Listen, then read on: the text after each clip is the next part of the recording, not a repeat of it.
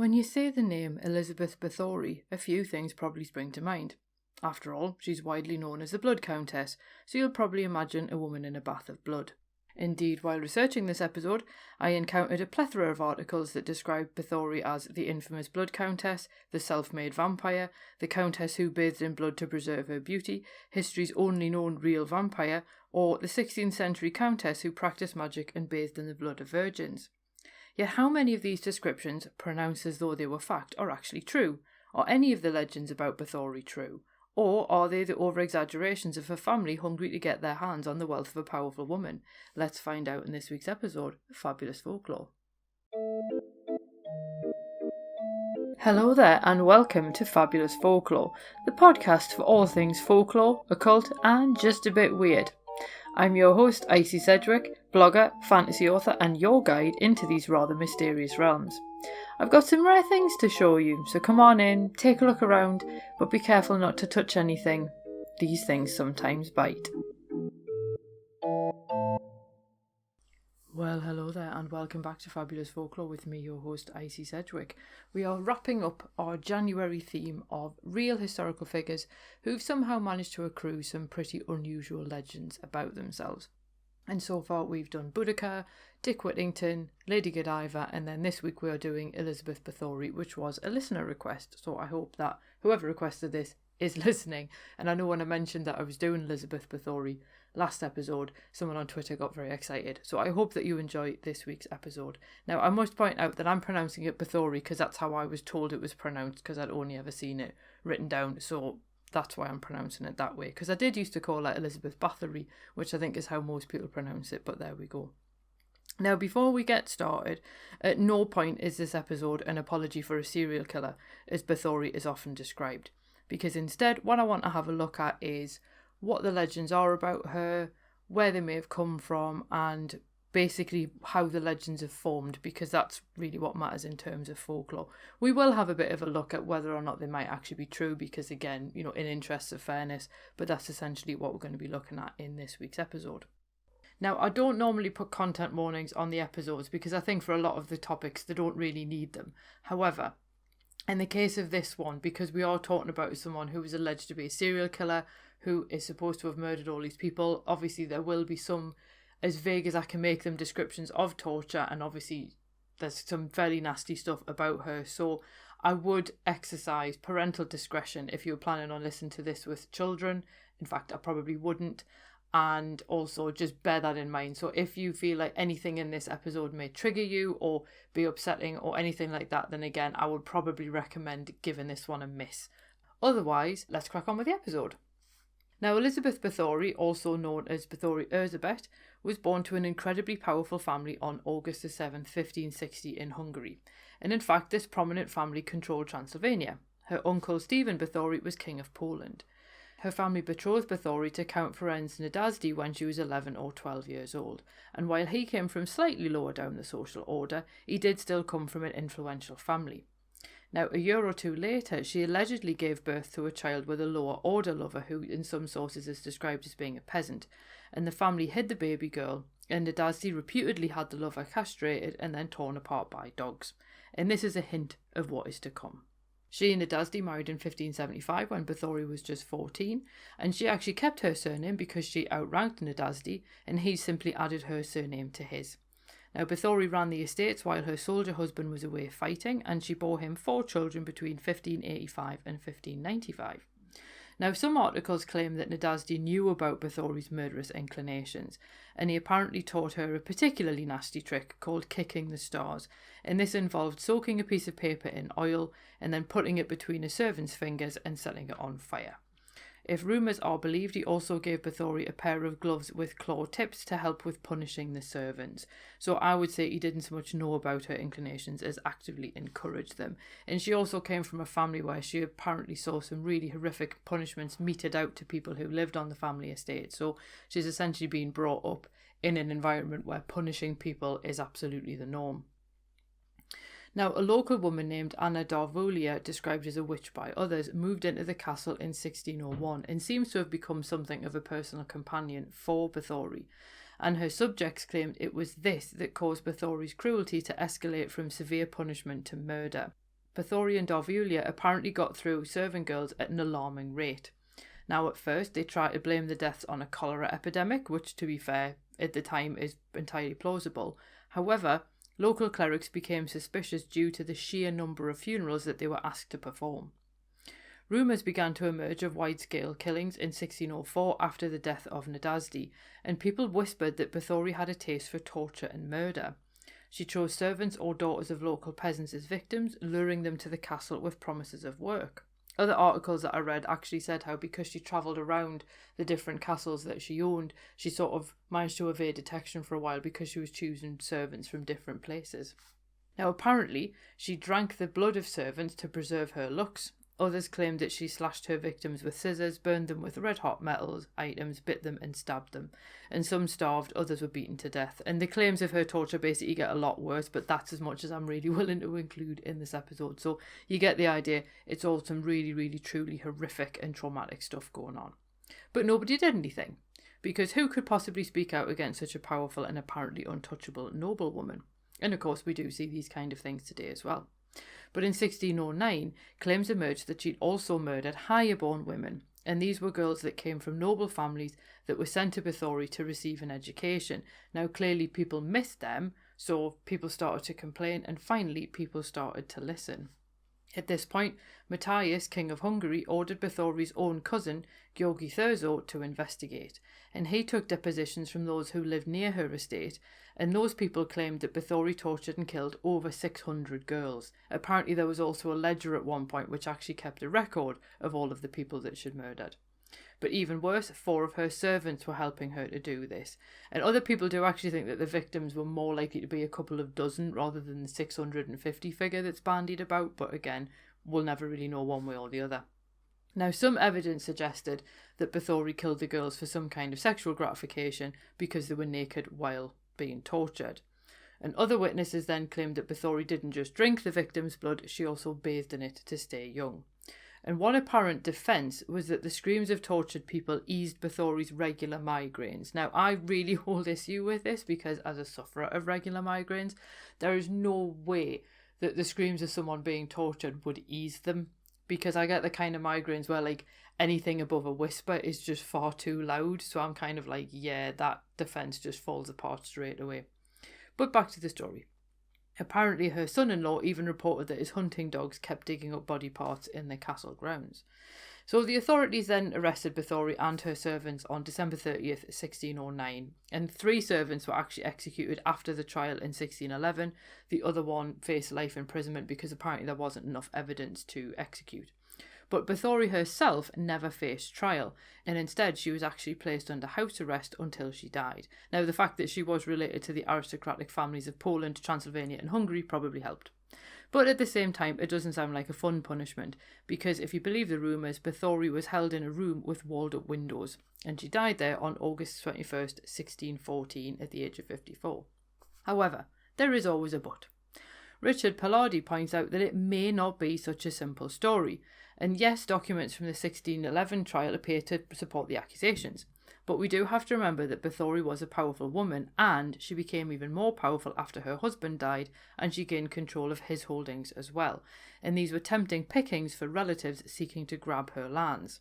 I should also point out that while 52 people gave testimonies about the horrible goings-on, none of them actually saw it happen themselves. They were just repeating what they'd heard about or what they'd been told. Tony Thorne explains that some of the people who testified were those of Nadasdi's family, and they would have been in power were it not for Bathory's control of his lands. And Thorne notes that Bathory always comes across as incredibly intelligent after you read her letters, and she did often come up against men trying to threaten her, and she bullied them in response, so it kind of gives you a bit of an idea about the power play that was going on at the time. Now, Palardi also points out that the family actually cancelled a large debt that Matthias owed to Bathory, and they did so because Matthias then let them manage her house arrest, and the allegations allowed them to plunder her land, so Palardi suggests that the allegations were actually politically motivated slander. Now, had Bathory been found guilty in a trial, then Matthias would have confiscated her vast fortune, but instead Thurzo struck a deal with Bathory's children, and here she would be caught and put under house arrest, thus preventing her from killing anyone else, but also keeping the fortune in the family. Now, this in itself does have a precedent, since people have long accused wealthy women of heinous crimes in order to access their property. And even in the Victorian era, men would have their wives declared insane so they could access their wife's fortune with impunity. Now, according to Tony Thorne, there's actually no concrete evidence that she did commit the crimes and may have been framed. He does wonder why they didn't just accuse her of witchcraft, which would have been a much more obvious claim at the time, although there is also a possibility that she wasn't accused of witchcraft, because if she had been, the church would have taken her lands, so therefore accusing her of mass murder was a better accusation, if that makes sense. Now, that said, another theory believed that Thurzo actually did genuinely believe Bathory to be guilty, and that he had promised Nadasdi that he would look after the family after Nadasdi died. So, bearing this one in mind, by not putting Bathory on trial, because remember, she wasn't actually allowed to give evidence or testify at her own trial, by avoiding all of that, Bathory was then spared the stress and pressure and basically the embarrassment of it all, and therefore she was sort of put in this other scenario instead. Now, you have to wonder, was this because she was mentally unbalanced or because she was innocent and they were trying to cover it up? It's difficult to tell, and we'll probably never know. Other articles will talk about Bathory's own family history, because of the fact that her parents were both Bathorys, because the family consolidated their power by marrying off different branches. Other people point out that Bathory suffered from seizures and fits of rage, along with those migraines from an early age, and they tend to put this towards the intermarriage of different branches of the Bathory family. But Alexandra Bartosiewicz actually refutes this suggestion that inbreeding was the problem, because her parents actually came from branches of the family that were separated by 7 generations, which is actually about 200 years, so they're not like close relatives or anything. And Bartosiewicz also raises the point that no landowner would actually kill that many servants, because they would need ready workers on their estates, and given the number of epidemics sweeping the land at the time, you wouldn't risk leaving yourself short-staffed. And elsewhere, I did read a claim that one uncle taught her Satanism and an aunt taught her about sadomasochism, and this same article actually claimed that Nadasdi built Bathory a torture chamber as a gift, but obviously we do have to wonder where the evidence for such a claim actually came from, basically because a lot of these articles don't cite their sources, so it's a little bit hard to know. But this takes us on to the main legend and the bit that I wanted to really focus on. But I thought it was useful to have this background about her as well. Now, the main legend about Bathory is that she bathed in the blood of virgins, and one particularly apocryphal tale claims that a servant girl was brushing Bathory's hair and managed to snag a knot. Obviously that hurt, and then Bathory struck her in anger, which is obviously not an acceptable response. And apparently Bathory struck her so hard the girl actually bled, and Bathory later noticed that the skin on her hand where the blood fell seemed more youthful, and then so began her unusual skincare regime. However, it's notable that the stories about bathing in blood only appear 100 years after she died, and these don't appear in the original witness testimonies. And given the extent of the torture and murder and so on that's discussed in these testimonies, there's really no reason for anyone to have then gone, oh, but we won't mention the blood bathing because that's just too far. So you would think that if it had actually happened, somebody would have mentioned it within these testimonies. But instead, the stories appear thanks to a Catholic priest who was trying to discredit Bathory. So this is what has attached itself to Bathory, which is really a claim so outlandish that we can't possibly believe it to be true. And Bartosiewicz actually notes that you'd need about 30 people to provide enough blood for you to actually bathe in it, so it's not really something that you could do with any regularity. Also, the legend of her being walled up is likely to be untrue, because yes, she was placed into the custody of her guards, but she was still allowed to receive guests. So for some reason, we find it so much easier to believe the unlikely story because it somehow seems to befit a really gruesome and horrific tale. Now, many of the legends were also passed on orally, which turns them into folklore, and she was rediscovered by Slovakian nationalists at the beginning of the 20th century as an example of a Hungarian aristocrat oppressing the Slovakian people. And as a result, Alexandra Bartosiewicz notes that Slovakian scholars are unwilling to paint Bathory in a favourable light as a result. Now, Julian Morgans also points out that historians only gained access to contemporary records in about 1989, and therefore other evidence still remains in the archives waiting to be explored. Now, some of the legends about Elizabeth Bathory have no doubt been twisted or distorted due to fictional retellings, and the fact that the legends seem so close to vampire lore has no doubt helped to spread them further. And indeed, it even proves to be a myth that Bathory inspired Dracula, And Elizabeth Miller debunks this myth by noting that while Bram Stoker consulted a book that included a section on Bathory, he made no notes from that section. And Bram Stoker was the kind of person who actually literally made a note of his source right down the page number, so that's why we can tell he made no notes from that section.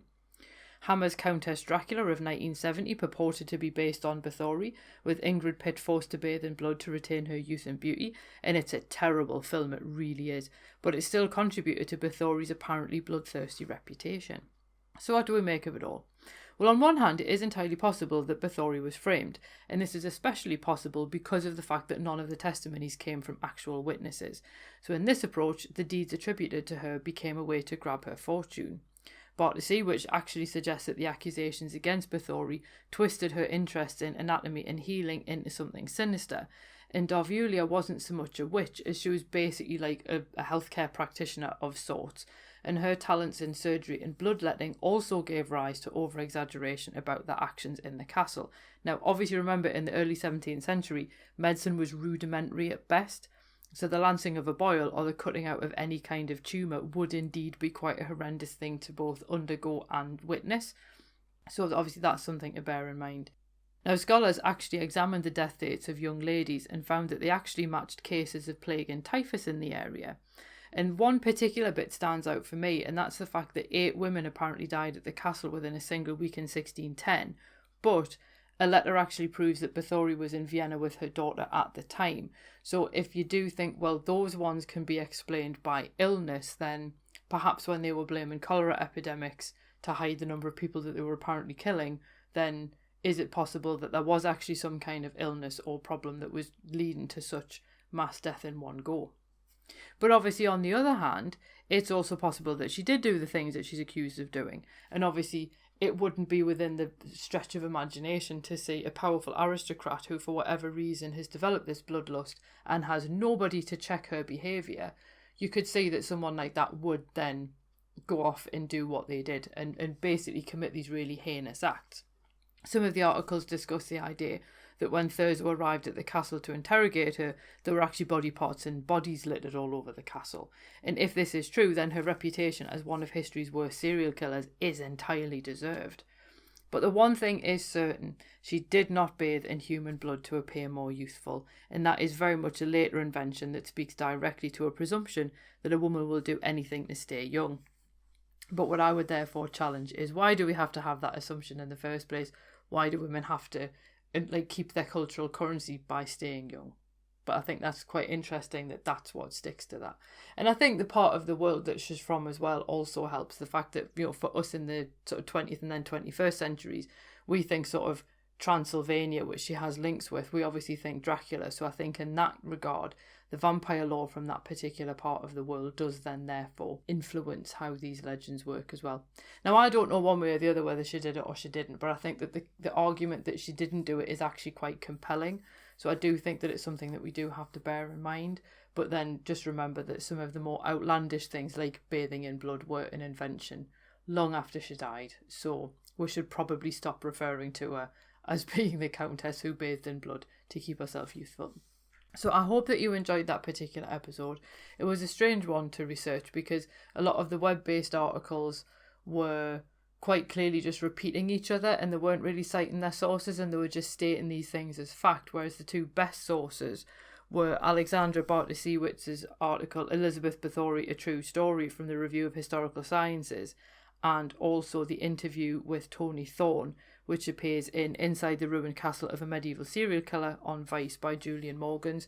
Those two, I think, helped to provide a much more balanced view as to what was going on, along with the entry that Richard Pillardi wrote for Encyclopedia Britannica on Bathory. So I think it's nice to see that there are some people who have actually looked at the evidence and have actually read the documents that are available and so on, and been able to form these conclusions versus people just simply repeating what everybody else has said. So do let me know what you think. Next week we are going to start a whole new theme, and this is actually inspired by another listener request because somebody asked for the folklore of pubs and drinking, possibly incorporating pub signs, and I thought that would be quite cool. So we're going to do the folklore of different types of buildings. We are going to start off with pubs, so hopefully you'll enjoy that as well. In the meantime, I hope that you have a lovely week ahead, and I will see you soon. Cheerio. Well, thank you for listening, and thanks for visiting Fabulous Folklore. I hope you enjoyed your stay. If you did, why not consider subscribing in your podcast app of choice? If you enjoy the show, why not leave me a review and help other listeners to find it as well? And if you'd like bonus exclusive episodes of the podcast, then why not support me on Patreon? It does help me to keep the show going, and it means that you get a little bit extra every month as well. And you can find all of the necessary links in the show notes below. So without any further ado, I will bid you adieu, and I hope that you have safe travels wherever you're going on to next.